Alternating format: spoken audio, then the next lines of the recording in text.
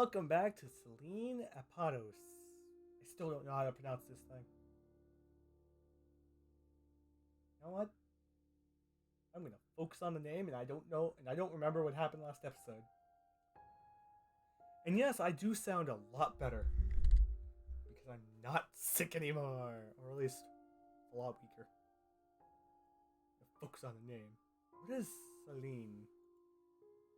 I'm gonna go with that. I don't know exactly what the name or how to pronounce it. And I'm refusing to go to Google just to figure it out. For some reason, the question bothered him.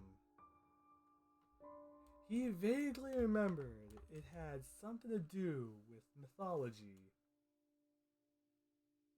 Shit. Which god? Such things never really caught his interest. But fortunately, he knew someone he could turn to. Who?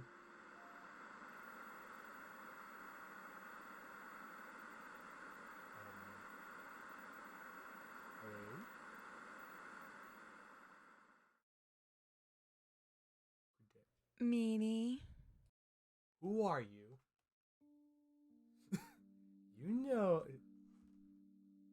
You know I can't stand them.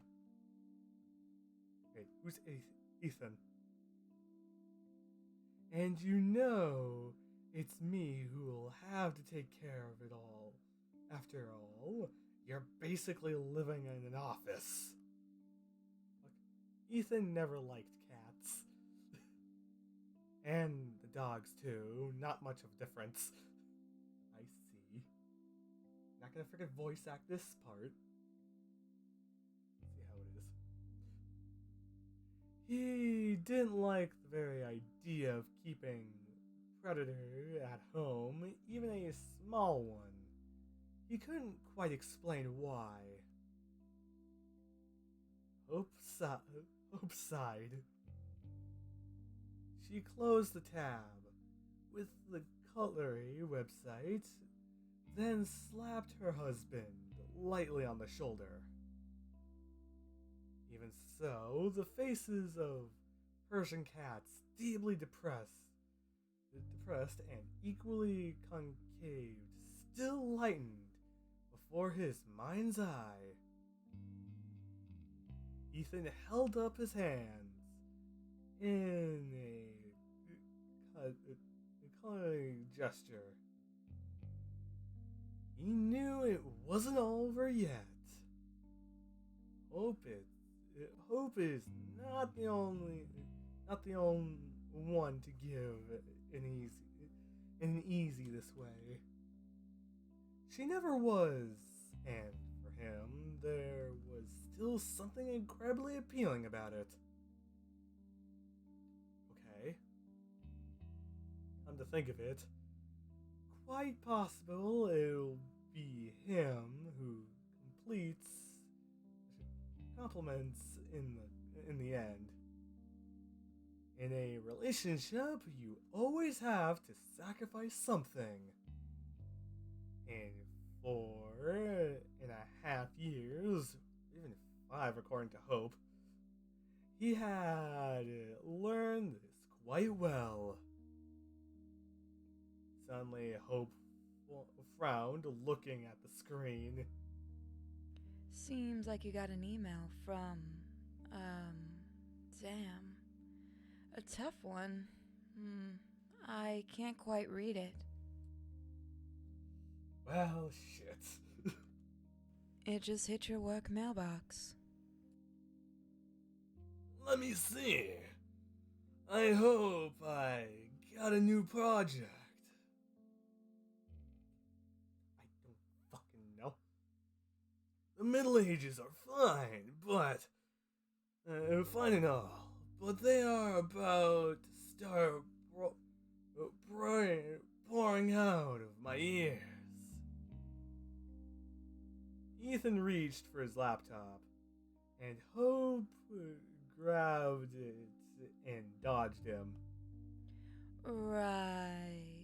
Why don't we took contracts on a Sunday evening, What kind of contracts are we talking about? So, which one of us is all work and no play, Hey, money's on the line here. I can't truly complain.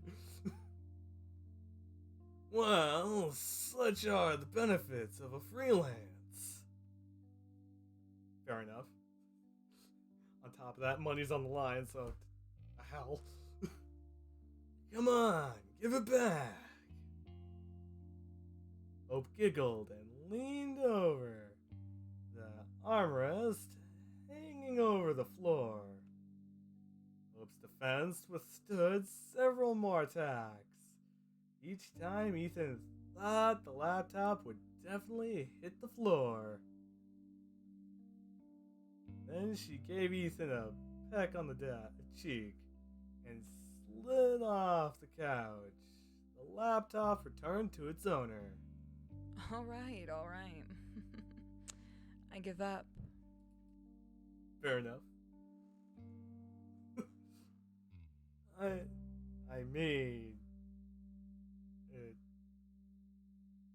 mean, it's.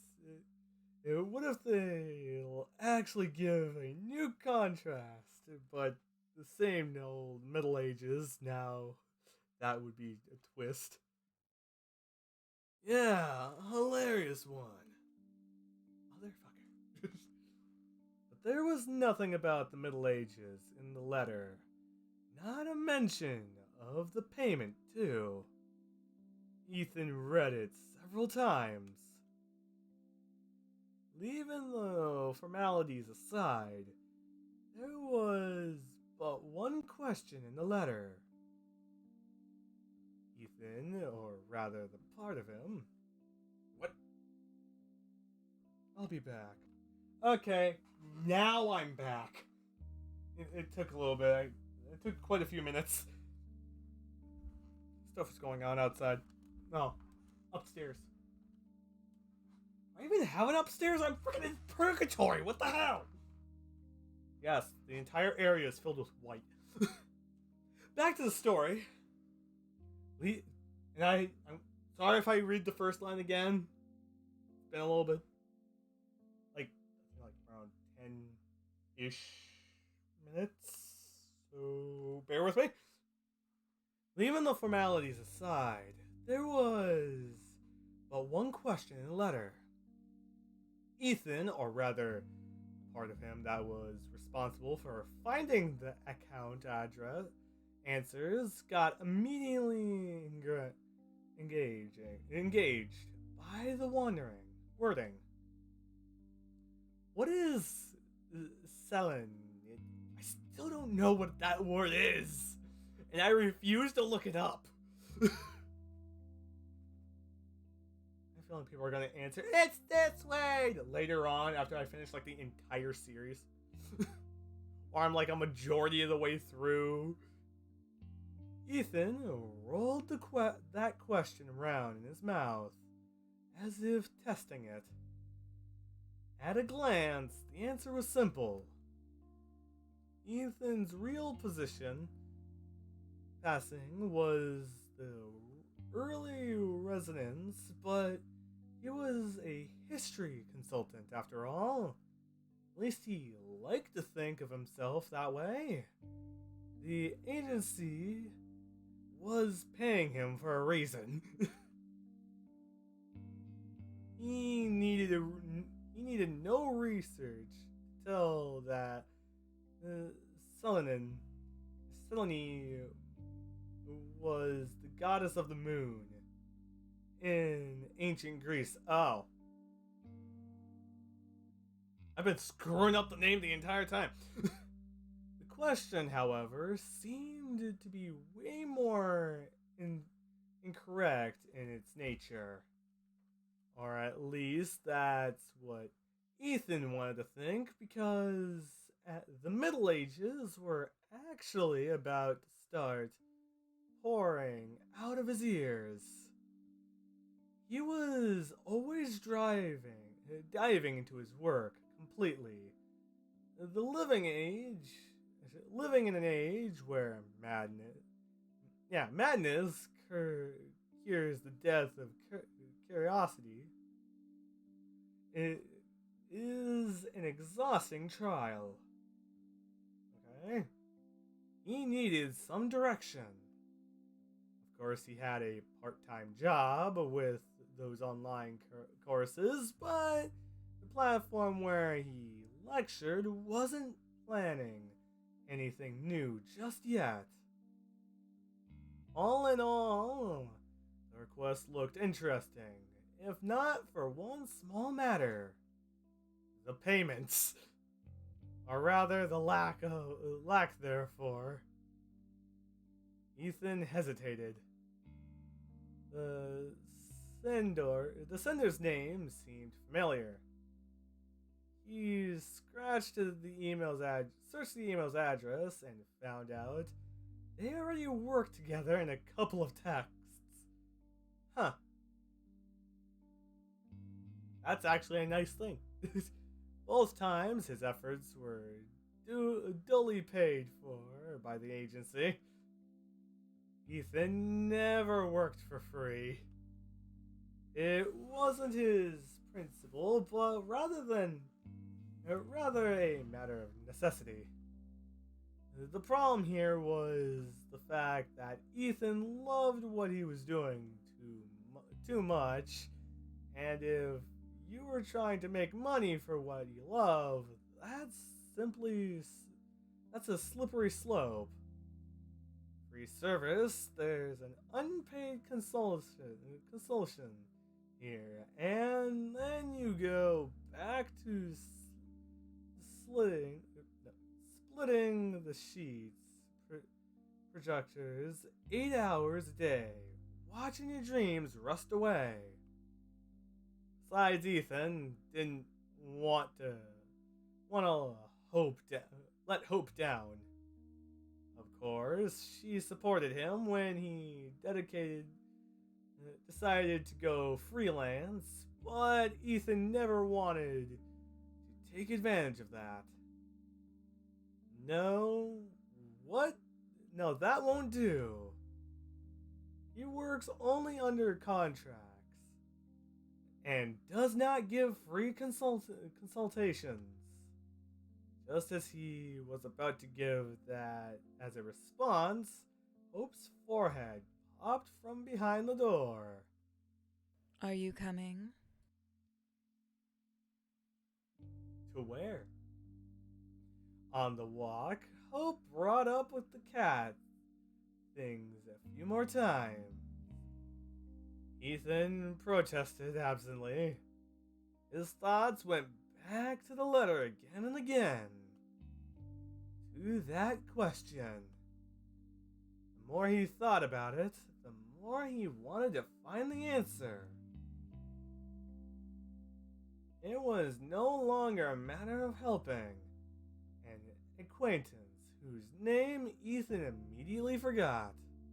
No, it was Ethan himself who needed a little help with the distractions and an answer. Okay, that was a weird thing to do, but Ethan waited until Hope was fast asleep. Only then did he sneak over to his laptop to write a response. Certainly, he had no real answer as of yet. He threw a few dozen polite words, the general meaning of which was he had taken up the case. Then he clicked send. When Ethan returned to bed, Hope was still breathing slow and deep. He listened to her breath for a while, trying not to think that he had broke his own rule. After all, he really needed a distraction. Perfect. Now he got a distraction. No matter the strength of the effect, sooner or later, you will want to take a break. It was another thing he had learned over the past 4.5 years. Why is there a little dot? Ethan had to point out when things started to be off. He would say it was on a Saturday. That is about a week after the first letter. I want to see what this is. Oh! Oh! Ah. Thank you for telling me that? I didn't even know what that fucking was. If Ethan had to point out when things. Oh, yeah. But this, of course, wouldn't be accurate. Those weird things started happening almost immediately after he pressed the send button. First night, he saw a room in his dreams.